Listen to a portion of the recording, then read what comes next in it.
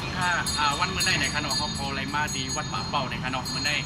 เขามาตกสังกันวันนั้นก็คือว่ามีเจ้าครูสิริธรรมะเขาค่ะที่เล่นดังเจ้าปลายมึงขนมที่เล่นเจ้ากันเจ็ดค่ะได้มาเฮ็ดปางไทยลาดนี้ในเป็นพี่น้องคนเมืองเขาขนมพี่น้องเขาในเชียงใหม่ในขนมเรียกเขาอยู่ไว้ดีวัดป่าเป่าค่ะทำในเขาดีออนกันด้วยทำในขนมว่ารูปลักษณ์เส้นพื้นในขนมวันนี้นะฮะเรามาที่วัดป่าเป้านะฮะจังหวัดเชียงใหม่นะฮะวันนี้ก็มีการเสวนานะครับมีเจ้าครูสิริธรรมะนะครับเราก็มีพ่อปายนะครับเราก็มีเจ้ากันเจ็ดนะครับที่มาที่วัดนะฮะเดี๋ยวเราจะพาไปดูบรรยากาศข้างในนะครับที่ห้าห้ามเจ้าข้าหนึ่งเมืองเนี่ยยิงเมืองนั้นก่อนกันมันต้องจุดอาณาเมืองเยอะวันเมืองช่างมีกายมันช่างประโยชน์ที่กายเยอะนั้นข้าลูกหลานเขาจะได้เอานี้ไว้พูดเนี่ยแหละข้านี้ไว้ครับกำลังขับวัน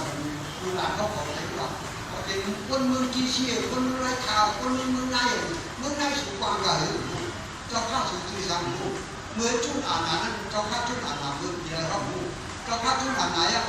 มันช่างไม่ถึงแต่ตอนเมื่อเขาเจ้าข้าไม่ถึงเลยเจ้าของความอาณามันเขามีผู้หญิงต่างขับก่อนนะครับยังยังก็อันนู้เจ้านู้คือมหายังไม่เกี่ยวเราความปืนปัญชาที่ระหว่างเขามีแค่อันกั้งคาดีก็โง่เขาจะได้ข้อดีสุดยอดลูกคือมหายังไม่หลักการนะครับก็เนี่ยอันคาดีทำให้พิมพ์บอกให้โบราณเขาผู้พ่อให้ชูเจ้าเลยหันว่าเขาเป็นอยู่จ้องเจ้าผ้ามือกันเย้าก็ปานมันช่างเย็ดถึงต่อเย้าก็ใจช่างเย็ดถึงใหญ่ทุกคนมือใจช่างเป็นชื่อมือเดียวช่างเป็นชื่อการพิมพ์พิมพ์ทุกคนช่างมีอีสังบอกอันนี้เนี่ยก็กำลังเนี่ยพอพูดถึงนั่งเสียอยู่ในรูปแบบเขาบอกคนป้าคนเจ้าเขาคนทองคนเกี่ยวของคนเปิดของยินสีล้ำถึงคนผู้คิดของคนเช่นเดียวกันของสิครับคนตั้งทำเนี่ยก็สามารถมันมีเกณฑ์ไหนให้มาผมงั้นปัดเขาได้สิสร้างในมาสามตัวฮัทเหยียบตัวก็เลยเขาจะได้เขาเป็นคนดีครับเขาให้น้องพ่อมพงครับเขาให้น้องน้ำเย็นเขาใจกวนคนเมืองครับสร้างในของพันมาเหยียบป้อมพันมาเหยียบเด็กคุณมองข้ามมากาถาไม่รู้อะไรเขาได้อยู่เขามีกาถาอยู่ถึงกาถาได้ไอ้สุนีกาถามีเยอะกาถาสุเกนิสังกาถาเขาเป็นสินหาครับกาถาเป็นใจวันใจเมืองครับกาถาเป็นก้นใจยกข้อมเมืองเขาครับกาถาเป็นก้นเฮ็ดกาเราน้ำเห็นในวันในนาพัฒนาพลังเมืองขึ้นเลยอันนี้เป็นกาถาเขาครับคุณมองข้ามจากมาเอารู้เขาได้สั่งก้นดีกับก้นดีเอาเหี้ยก้นจะได้คิดก้นจะได้เปลี่ยนเอาเขาได้คิดอะไรมันก็เปลี่ยนขี้เหี้ยเอาก้น3 ก้นได้เป็นก้นกี่วันกี่เมืองมาสลับทุกวันทุกเมืองเห็นไว้ให้มาเถิดเขาตายเขาได้เมื่อเป็นคนชิดแก้วตาวัดตึงสามลูกก็ได้มากเมื่อผีตาวัดตึงสามมันดูดีจุ้งของผม3 ก็ได้เก๋เป็นมากอันว่าเมืองตาวัดตึงเมืองผีตาวัดตึงสามนั่นพอมาถ้าเก่าเขาได้วัดถอนมันมาได้เสาได้ดังไข่หวานมาน้องพุทธเสาเลยน้องกลุ่มวงก้นเจ้ากันเนี่ยเสียเลยน้ำจอดข้อนี้อันดังเก่าเขาได้มาถอนได้เมื่อได้ใครก็ไม่2 ข้อครับตาในเมื่อให้กลุ่มวงก้นแล้วคำเดียวมี2 ข้อ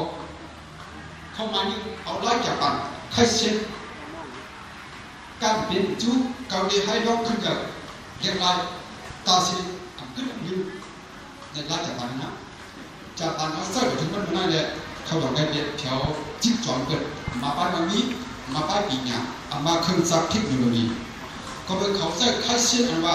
เกาหลีเฮ็ดสร้างล็อกขึ้นกับขึ้นอันยืนมา2เอาไล่พระเป็นเจ้าสังฆะวัตถุตระดูมอยยืนปันกัน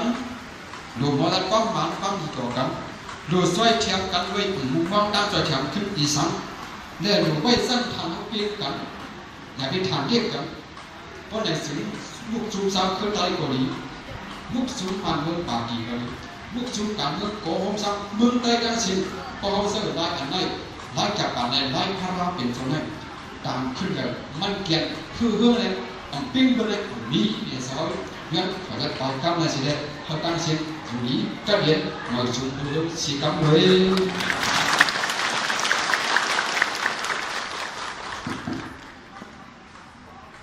มันไม่ได้กองเท้าใครถามเกี่ยวกับไปลองปั่นตั้งใครในกันออกเมื่ออ่อนตั้งไปถึงปั่นตั้งใครนั่นเพราะว่าเท้าป่าละก็ดีได้ก่อนว่าเราที่พาสิมาแล้วเขาว่าเพราะว่าที่ชื่อสีง่ายทีนี้ปั่นตั้งใครตอนเป็นกระถอบสีก้ามคายเขาบอกว่าปั่นตั้งใครแล้วต้องบอกแชมป์ในกันออกก็รู้แต่นั้นแหละเท้าก็ไปถามถึงที่ท่านผู้ชี้ถามว่าค่ะปั่นตั้งใครแล้วท่านบอกว่าเป็นอยู่ในเขาที่สุดค่ะเมื่อเดียวในเมืองไทยเขาเป็นเย่กันความตั้งใจของว่ามึงมันก็ได้เขาเสนอว่าโคตรยกไว้ปัญญาของไทยเลยนั่นตอนนั้นมันเป็นความปีน้องใจมันเดือดปีน้องใจมาเขาความปีน้องนำคำขึ้นมาเขาตอนนี้ในที่แบบเป็นบางพลาดเนี่ยนั่นก็ปลุกเลยครับตรงนั้นตั้งไข่เนี่ยก็ว่าเป็นการปลุกไข่ปางรัดไข่ที่มันก็เป็นมุนเจ้าได้มันเป็นการเอาตะราเห็นว่าชุกอีกข้อไม่หรอก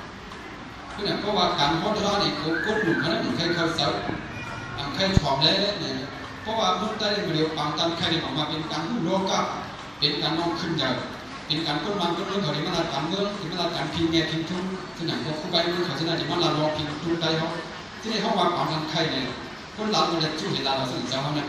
เพราะปางตะราเนี่ยมันได้ยังแต่เขาได้นั่งใกล้ๆเขาได้นั่งในกลุ่มข้ามเห็นรับคนถอดรับตายถอดคนห้องรับตายเขารู้ตามมาหนีก่อมันก็เลยว่าปานดันใครเลยอ่ะคนนั่งคนถอดก็ตามมันตายเช้าก็ป้าให้ป้ามือเห็นลำนี้นั่นมันอย่างอยู่นั่นว่าปันเฮียก็ดูหัวตั้งใครออกมาคือใครกับใจน่ะรัดใครคนใครหมดนะเทวดาจะไม่กับเราเลยแล้วความรู้แน่พวกเราเรียนมาหน่อยก็รู้แน่มันจะว่าเอาคาเนี่ยหัวจะตั้งกว่าคนนี้แล้วเอาขนาดเป็นกว่าเนาะแล้วเอาคาไปถึงมันติดชื่ออยู่ด้วยขำว่าแม่ตัวขำว่าจะเอาคาจะเอาเราหันนับกันถึงเราก็ไปก็ชอบเรื่องพอเข้ามาอันนี้คนเนี่ยมันติดทั้งไม้บัตรไม้บัตรบอกแค่ไม่ได้ค่ะเส้นนักปฏิบัติเข้ามาว่าอย่างไร